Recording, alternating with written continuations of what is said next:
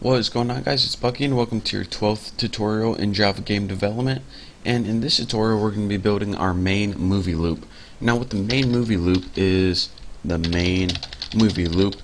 the method that actually plays the movie. It goes from frame to frame.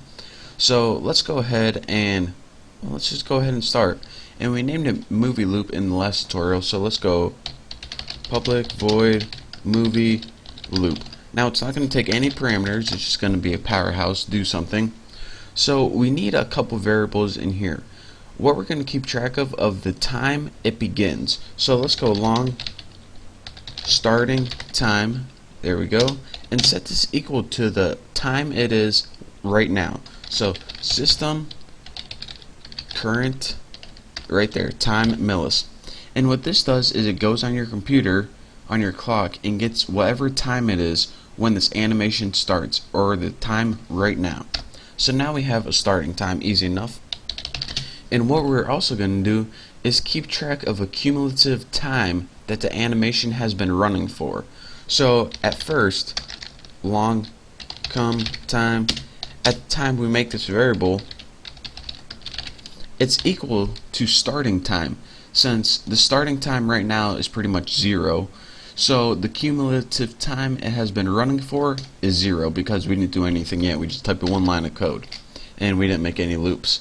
So now what we're going to do is make a while loop to test it against and make sure that it only runs for 5 seconds. So let's go ahead and put while and put while cumulative time minus starting time is less than 5,000 milliseconds, of course. What do we want to do? And you need to put that minus. And what this is going to do is the first loop, this is going to be 0 minus 0, while this is less than 5,000. Then run this code, and this is going to play your movie. And if you're saying, alright, then how does this get above 5,000? Well, in this code we're going to keep adding to cumulative time. So whenever cumulative time gets above 5,000, like 6,000, 6,000 minus 0 is 6,000. This would be false, so it wouldn't run anymore. So that's how we're pretty much going to do this. But now we need one more variable, and that's the time that passes from each loop. So long time passed, and what do we want to do? We want to set this equal to system current time millis. And what this is going to do is keep track of the time it passes in one loop. And we're going to keep track of this by time passes equal the current time minus, well, I shouldn't have said that, cur time, just like that. That makes a little more sense. And let's see, oh, it's cumulative time right there. So now it gets the current time and minuses it from the cumulative time. So for example, if on the first example it took 12 milliseconds to do this loop, then it would be, remember, cumulative time is 0 right now, then the time that passed from when it hit this code the first time would be 12. Here's what I'm saying pretty much. Since these are both 0 to start out with, after you get done running this code for the first time and you finally get to this line, if 12 milliseconds have passed, it would be 12 milliseconds minus 0. So in the first loop, time passed would be equal to 12 milliseconds. So why do we need that time passed variable? Well, first of all, since we're keeping track of the cumulative time that passed, let's go cumulative time plus equal time passed. So cumulative time is pretty much just going to keep adding up and adding up all the time that passes during this loop. And eventually, once 5 seconds has passed, it's going to break out of the loop. So how cool is that? And also, what we need to do is go to our animation class, update, and put time passed right in there. And remember, in our animation class we made this update method, and it pretty much keeps track of how long the movie should be playing, and once it surpasses the length, or excuse me, the total time that it should be playing, then it quits. So, or excuse me, it restarts the animation. That's what it does. So let me go give you guys an example one more time.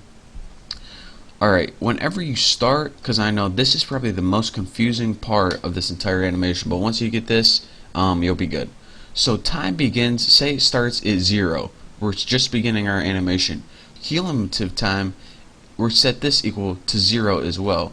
Now this is the loop that runs over and over again. These only run once. Cumulative time is only set to 0 one time. Then it changes. So while 0 is less than 0, minus 0, excuse me, so this is 0 is less than 5,000, which is true, then what do we want to do? Well, this time passed is probably equal to somewhere around 12 or something by now. So the current time minus 0 would be like 12 milliseconds or something like that.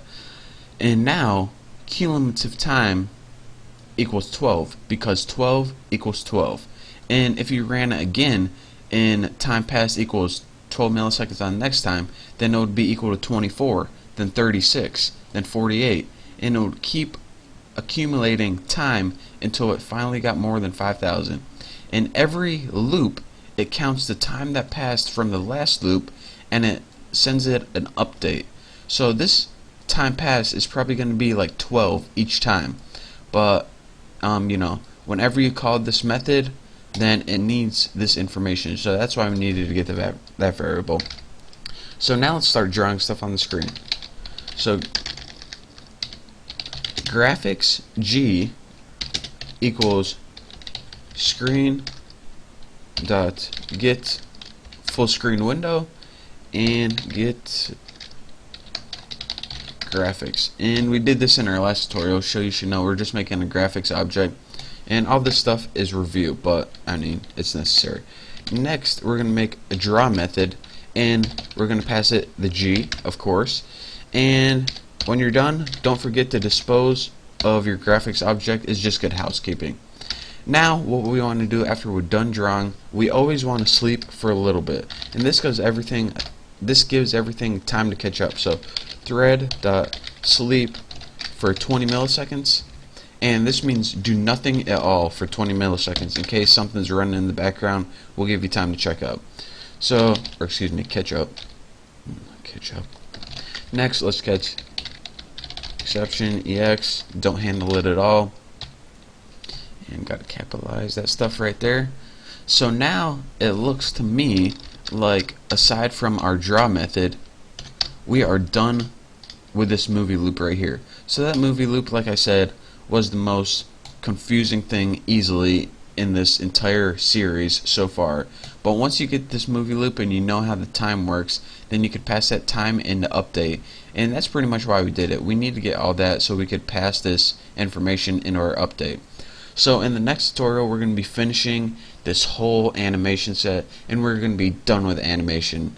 So, these two tutorials and these two classes were a pain to walk through, but I mean, they're necessary.